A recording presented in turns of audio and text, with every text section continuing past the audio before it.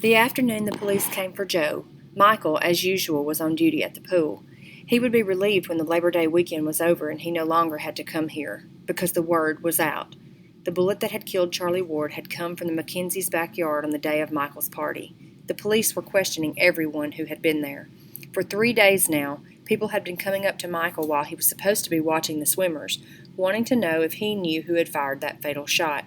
But no one dared to come right out and ask him if he had done it. He felt as if everyone were watching him, waiting for him to make a false move. His lifeguard stand was beginning to feel more and more like the witness stand in a courtroom trial. Even worse, he found he could no longer sit on his stand, watching those in his charge, without his eyes coming to rest on the people whose lives he had in some way managed to screw up. Darcy came to the pool sometimes, but usually stayed huddled in the middle of her group, refusing to look at him. Amy showed up once in a while on unbearably hot days when the air was so heavy that it was difficult to breathe, but she hadn't been there since the car accident 2 days earlier. If he closed his eyes, he could still see the police shoving Joe into the back of their cruiser. The scene was as vivid as if it were happening all over again that very minute. The emergency squad had arrived right after that, and the medics had ushered Amy, who kept insisting she was fine, into the back of the ambulance. Michael had waited, giving the police all the information they required, accepting the ticket for careless driving as his due, and then he took Joe's car and followed Amy to the emergency room. But since no one would allow him in to see her, there was nothing to do but sit in the waiting room until she was discharged. After what seemed like the longest hour of his life, Michael saw Pappy coming toward him. He had managed to get a ride with a neighbor and had just come from seeing Amy. "She's fine," he announced when he saw Michael. "A few minor cuts is all. I'm going to take her home." Michael was relieved to hear that she was okay. "Can I see her now?" Pappy scratched at his goatee. Probably not a good idea right now. He had tried to call later that night, but Pappy had answered the phone. He explained that Amy had gone to bed early, and he didn't want to wake her. Michael scanned the pool without really seeing anyone. He couldn't concentrate. What if his latest fiasco had dealt the final blow to his relationship with Amy, just when he'd thought she might give him another chance? He shifted uncomfortably in his seat, then reached for the sunblock to put on his nose. When he glanced up again, he spotted Jenna Ward sitting on the edge of the pool, talking with her dark-haired friend, the one she had wanted to introduce him to on the night of Judd Passarello's party. Michael still dreaded starting the new school year, still wondered how he was ever going to face Jenna in the halls, but he had grown accustomed to seeing her during the summer and had convinced himself that he could do it. He could do whatever it took just to keep going because he didn't have a choice. So when he came home that evening, and Josh practically knocked him over at the back door with the news about Joe, Michael just stared him right in the eye and asked him if dinner was ready. Josh took a step back, his mouth open. "Did you hear me? Joe's in jail," he repeated. "See, I was right. He's the killer." Michael only held his fist only a few inches from Josh's nose. "He's no killer, you little dork, so shut your stupid face." He unclenched his hand and let it drop to his side. "Got it?"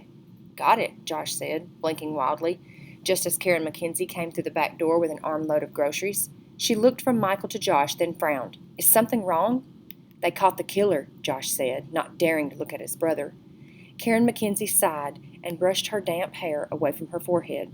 "They only took Joe in for questioning," she told him. "He wasn't arrested." "But everybody's pretty sure he did it," Josh said, growing excited again.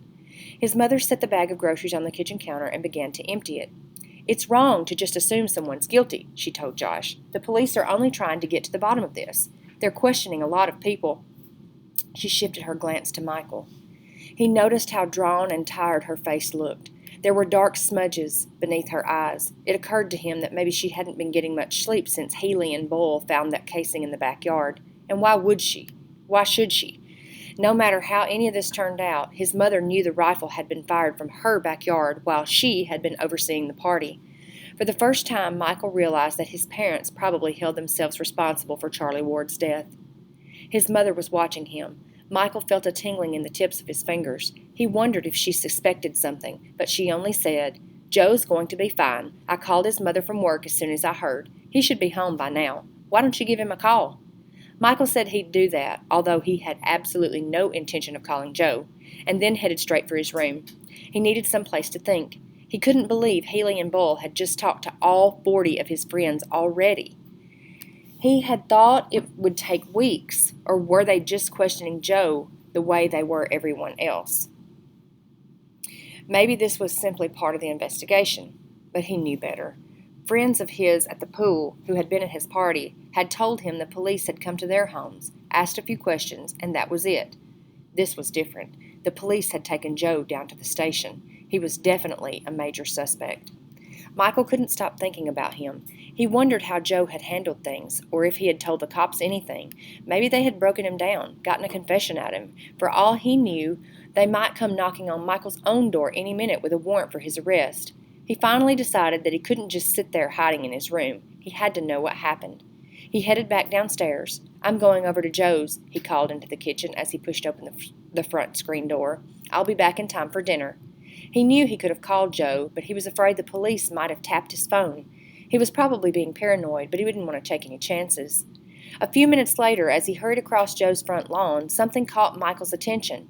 He barely glanced across the street, preoccupied with what he was going to say to Joe. But in that single moment, he thought he saw Jenna Ward standing by a tree. Badly shaken, he climbed the front steps of Joe's house and rang the bell. Then he sneaked a furtive look over his shoulder. No one was across the street. "Man, you really are paranoid," he thought. His mother had been right. Joe was home. When he came to the front door, he just stood there, staring at Michael. Finally, he said, "You sure you want to be seen with a hardened criminal?" Michael winced. "I thought they just took you in for questioning. They didn't actually arrest you, did they?"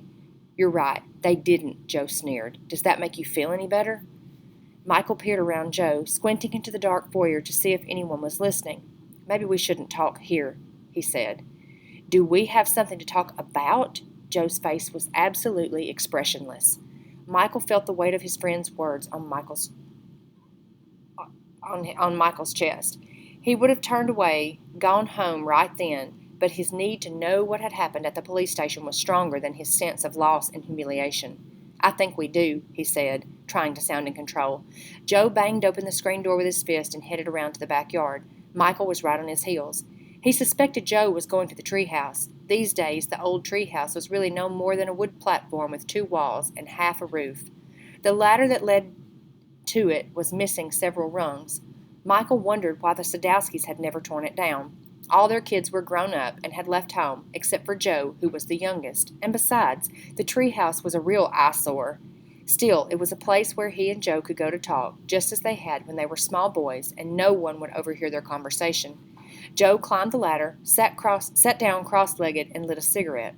Michael sat across from him. "I thought you gave those things up." "What's it to you?" Joe said, exhaling a stream of smoke in Michael's direction.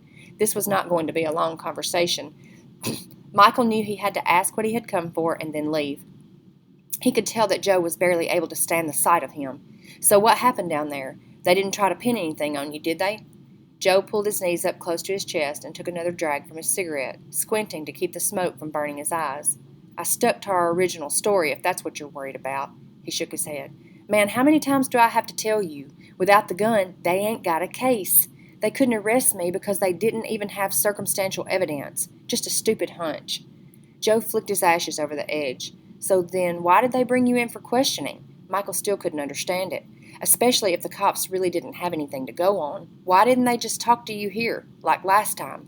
"Who knows?" There was a definite edge to Joe's voice. "They wanted to know why I took so long filing that report for the stolen gun. Then they started harping on how there wasn't any damage to my car. They said it was a pretty clean robbery. No signs of a break-in." Michael noticed the thin mustache of sweat on Joe's upper lip. When he lifted the cigarette to his lips, his hand trembled. Whatever had gone on down at the police station had really shaken him up. "So what did you tell them?" Michael asked. Joe ran his thumbnail along his upper lip.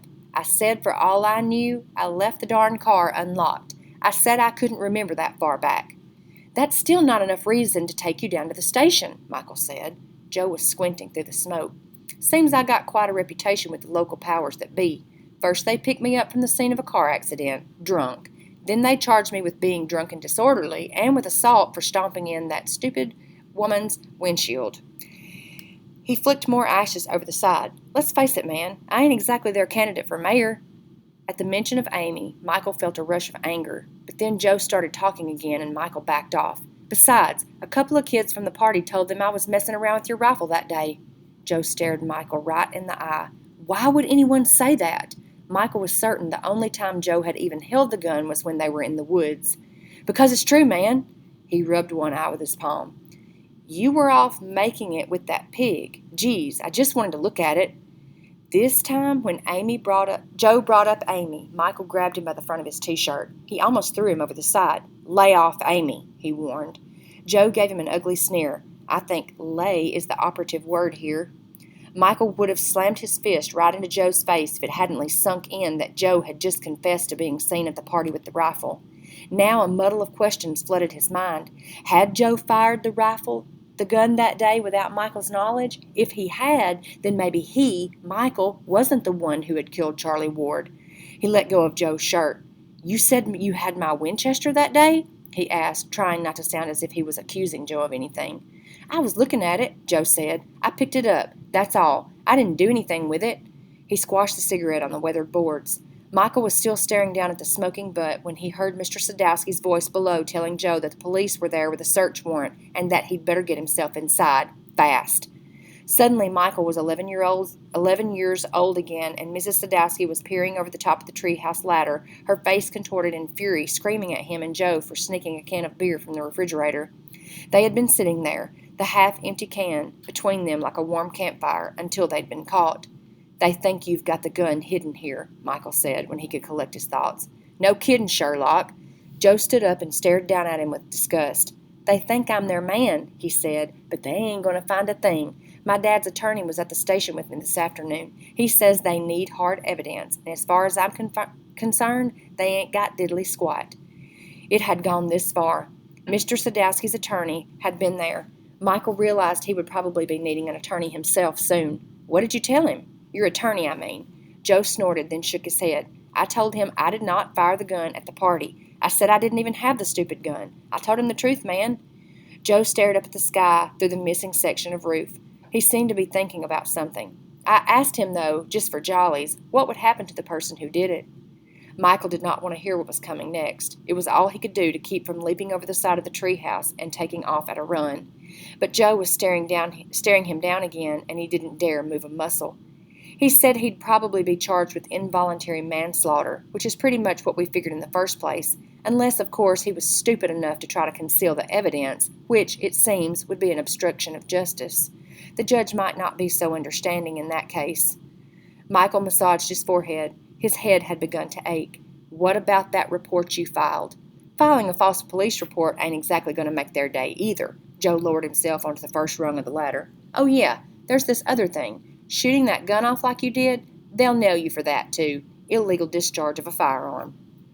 Michael hadn't said a word. His mouth was as dry as sand. He wanted to tell Joe that they'd been wrong, that they should have gone to the police that morning as soon as they heard the announcement on the radio, but there didn't seem to be much point in bringing that up now, so he said nothing. Joe was watching him, a twisted grin on his face. If they arrest you, Michael said, licking his lips, I mean, if they think they've got a case or something, I'm going to tell them the truth. Joe snickered. Sure you will, he said, backing down the ladder. Any way you look at it, we're dead.